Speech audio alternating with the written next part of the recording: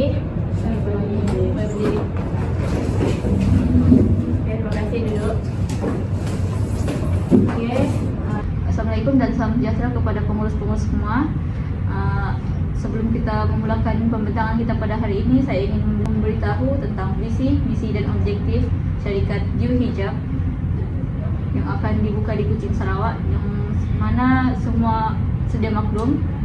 Visi syarikat kita adalah untuk menjadi syarikat pengeluar tudung yang terkenal di Malaysia, manakala misi kita adalah untuk menjamin kualiti produk dari aspek fabrik, corak dan jahitan yang kemas pada tudung untuk memastikan kepuasan hati pelanggan tetap terjaga.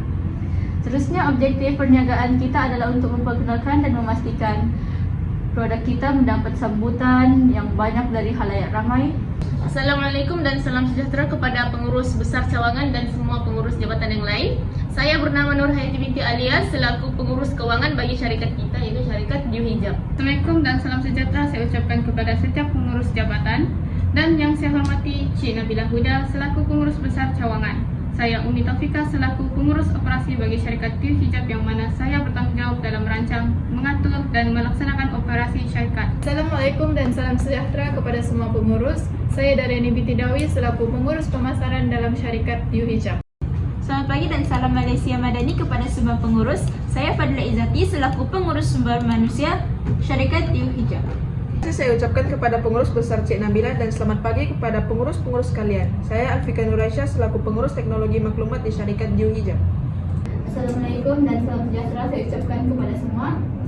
Sebelum saya memulakan, saya ingin mengucapkan ribuan terima kasih kepada semua pengurus kerana hadir dalam masyarakat kita pada hari ini.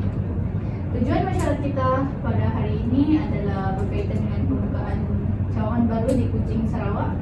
Dan pembuang masa, saya serahkan kepada Cik Hayati selaku pengurus kewangan untuk mengungkapkan perancangan kewangan syarikat kita dan serba sedikit berkaitan pembukaan syarikat baru.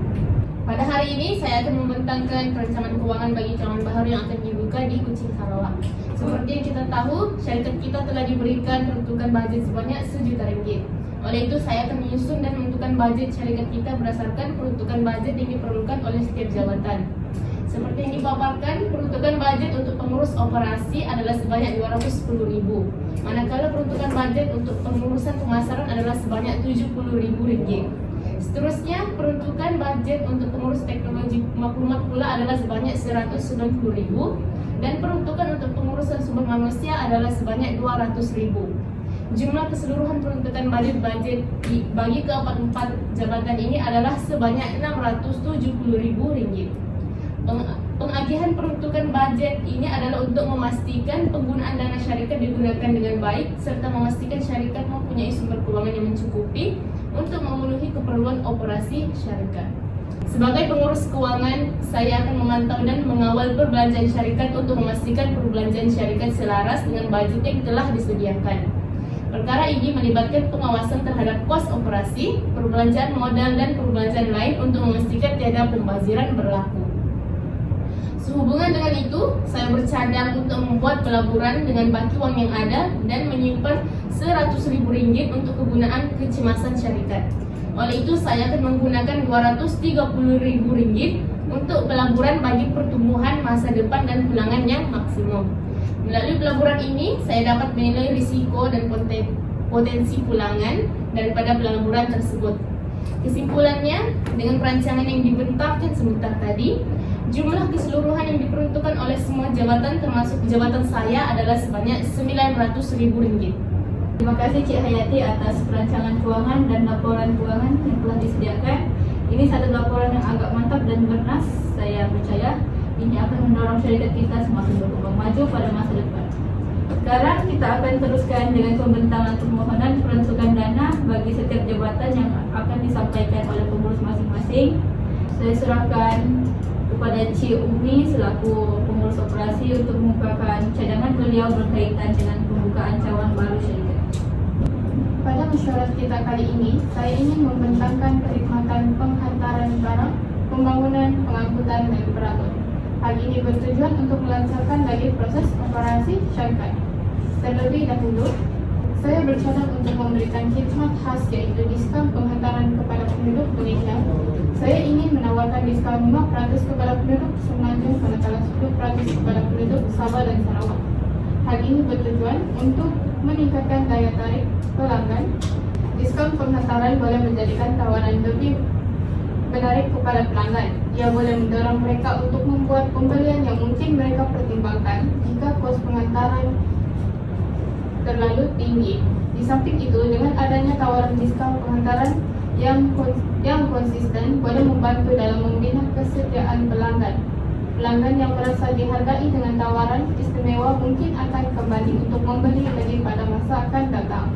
Namun, diskaun ini juga memerlukan dana jika ingin diwujudkan, yaitu sebanyak RM20,000. Seterusnya, saya akan membentangkan aset yang perlu disediakan untuk cawangan baharu kita. Antara elemen aset yang kita perlukan ialah premis. Saya telah menjumpai premis di Seputong, Kuching. Sewa tahunan premis ini bernilai RM24,000. Premis ini terletak di kawasan pusat bandar atau komersial utama. Pemilihan kawasan yang strategik dapat membantu perniagaan ini dikenali oleh masyarakat setempat. Keluasan binaan premis ini ialah 1,620 kapasiti dan bersaiz 60 x 27 kaki. Dengan ini, saya percaya perniagaan kita akan berjalan dengan lebih lancar dengan memudahkan urus niaga jual beli perniagaan. Kemudian, kenderaan. Saya memilih lori Isuzu NPR 81. Lori ini mempunyai keupayaan enjin bernilai 4,778, bahan bakar yaitu diesel green dan berat sebanyak 7,500 kg. Lori ini mempunyai kapasiti yang besar dengan ukuran 21 kaki membolehkan muatan besar diangkut. Lift belakang juga memudahkan pemindahan barang berat dengan mengurangkan usaha yang diperlukan untuk memuat dan menurunkan muatan. Harga sebuah lori ini bernilai RM139,800 akhir sekali perabot. Saya ingin memilih rak 4 tingkat yang bernilai RM100 untuk 1 unit. Perniagaan ini memerlukan 15 unit rak 4 tingkat yang berjumlah RM1,500. Keseluruhannya untuk menyimpan stok yang sedia ada, perabot seperti meja, kursi, dan rak buku direka untuk memenuhi fungsi khusus dalam perniagaan. Contohnya, meja mesyuarat membolehkan perbincangan dan perancangan yang berkesan, manakala kursi pejabat direka untuk keselesaan semasa bekerja dan tempoh masa yang panjang. Selain itu, perabot yang direka dengan baik membolehkan akses yang mudah kepada peralatan dan dokumen, memudahkan kerja sehari-hari dan mengurangkan masa yang dihabiskan mencari barang. Perabot-perabot yang lain berjumlah RM4,000. Kesimpulannya, saya memperuntukkan RM189,300 bagi operasi perniagaan. Saya berharap agar pengurus besar dapat mempertimbangkan dana yang diperlukan. Sekian daripada saya. Baiklah, terima kasih Cik Umi. Seterusnya, Cik Dayani selaku pengurus pemasaran boleh mengemukakan cadangan anda. Pada mesyuarat kali ini, saya ingin mencadangkan beberapa inisiatif pemasaran untuk meningkatkan jualan produk yang sekaligus dapat meningkatkan hasil daripada aktiviti pemasaran. Saya akan mengenal pasti, memaskini dan mempromosikan setiap produk dengan menggunakan kaedah pengiklanan, promosi jualan, publicity dan jualan langsung. Hal ini kerana melalui promosi yang dilakukan, lebih banyak pelanggan dapat ditarik untuk mengunjungi kedai dan membuat perbelanjaan. Pelanggan yang kunjungi kedai akan berbelanja dengan lebih banyak dengan harga yang lebih lumayan. Di samping itu, kita juga boleh mengadakan promosi lebih kerap untuk menarik lebih ramai pelanggan. Melalui pengiklanan, syarikat kita boleh menggunakan kaedah media bercetak dan kaedah elektronik, tetapi saya lebih cenderung untuk menggunakan media elektronik kerana penggunaannya tidak memerlukan kos yang tinggi, mudah serta menjimatkan masa. Tambahan pula, dengan adanya internet, produk kita mampu dipasarkan ke seluruh dunia dengan hanya satu klik sahaja. Anggaran kos yang diperlukan untuk mengadakan pengiklanan tersebut adalah sebanyak RM20,000. Cadangan yang menarik Cik Dayani. Boleh berikan contoh bagaimanakah promosi tersebut dijalankan? Sebagai contoh, syarikat kita boleh menjalankan promosi melalui platform media sosial seperti Shopee, Instagram dan TikTok Shop. Dengan jualan pengguna dalam laman sosial tersebut, ianya pasti akan meningkatkan lagi jualan produk kita. Untuk tahap yang lebih tinggi, syarikat boleh membiayai pihak berpengaruh seperti artis dan pempengaruh sosial media untuk mempromosikan produk kita dengan kreativiti dan kemahiran yang dimiliki. Dengan cara ini, kita dapat memperkenalkan, menyedarkan dan mengekalkan ingatan pengguna terhadap produk syarikat kita. Baik, faham. Sila teruskan pendapat anda Cik Dayani. Baik, Syahila, saya itu Promosi jualan pula akan dilancarkan sebanyak 2 kali setahun dengan jualan yang lebih murah, terutama yang menjelang musim perayaan seperti perayaan Aidilfitri dan Aidiladha. Seperti yang kita sedia maklum, pada musim perayaan selalunya pelanggan akan mencari tudung baru untuk dipakai.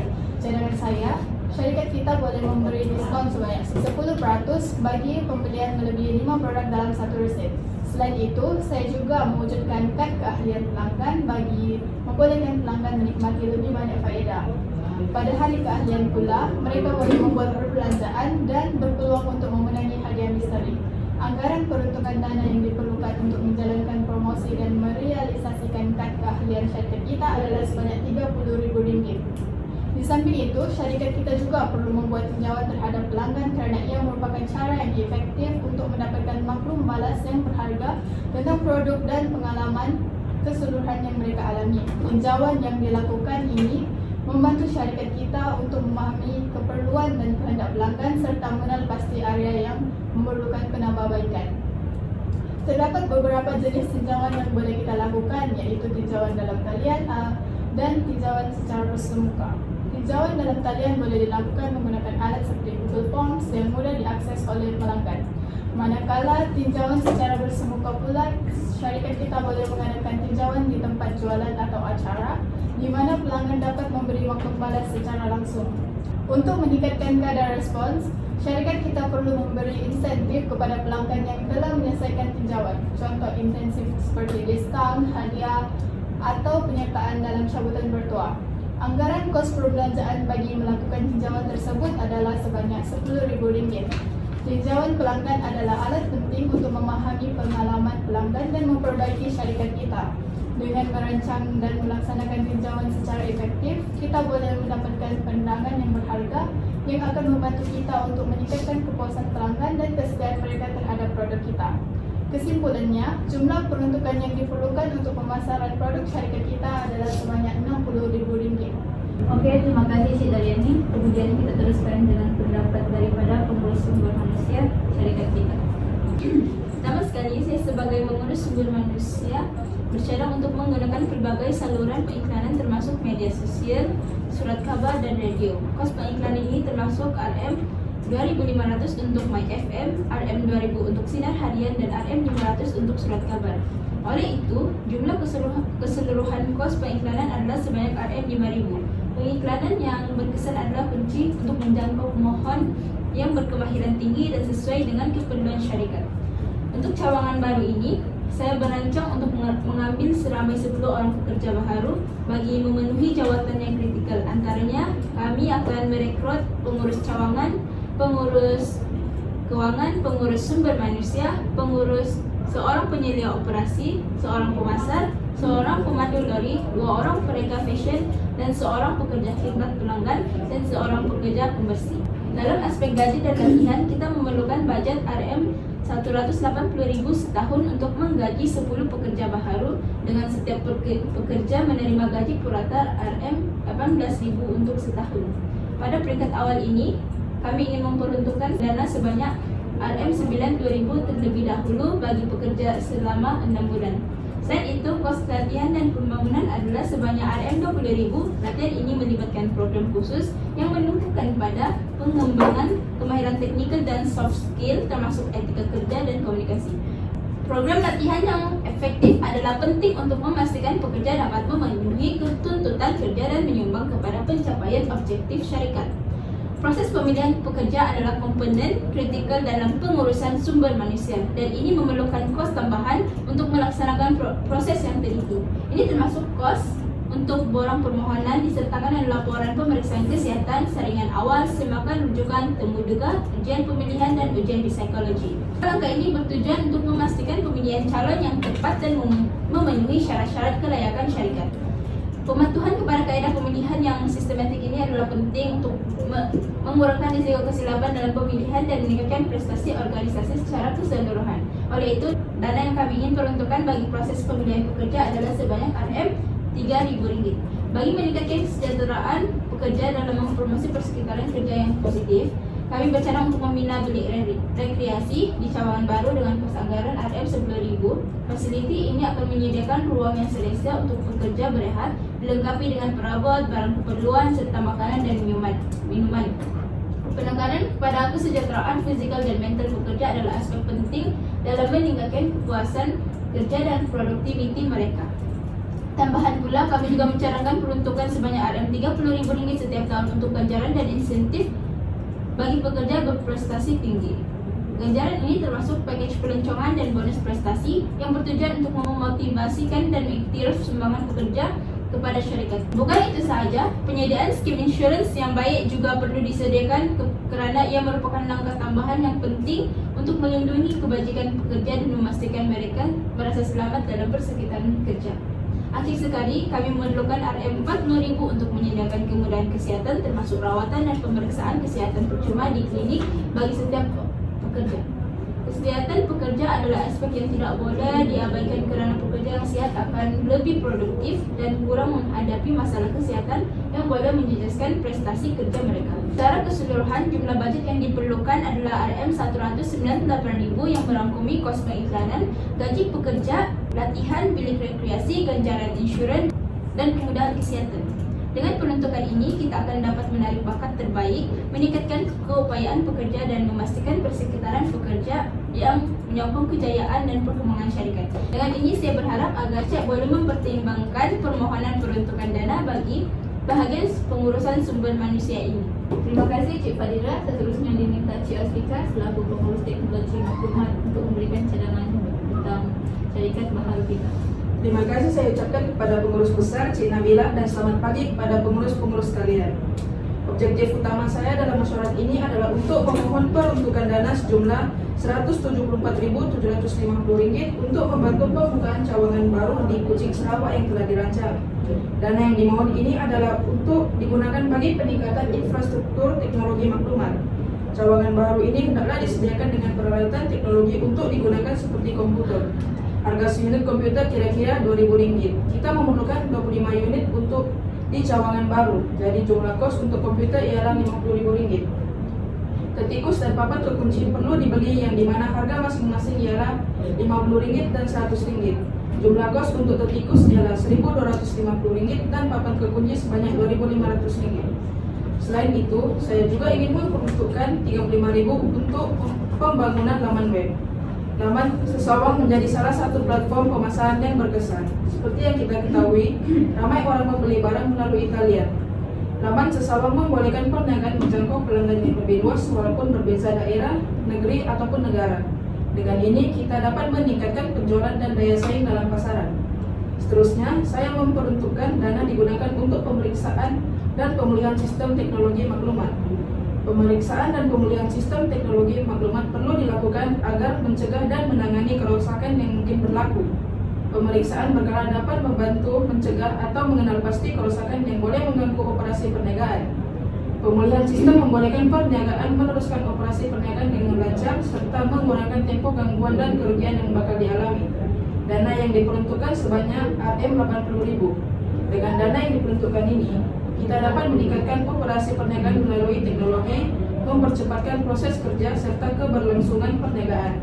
Saya berharap permohonan dana ini dapat diluluskan oleh pengurus besar Cik Nabila untuk menyokong peningkatan operasi perniagaan kita. Sekian, terima kasih.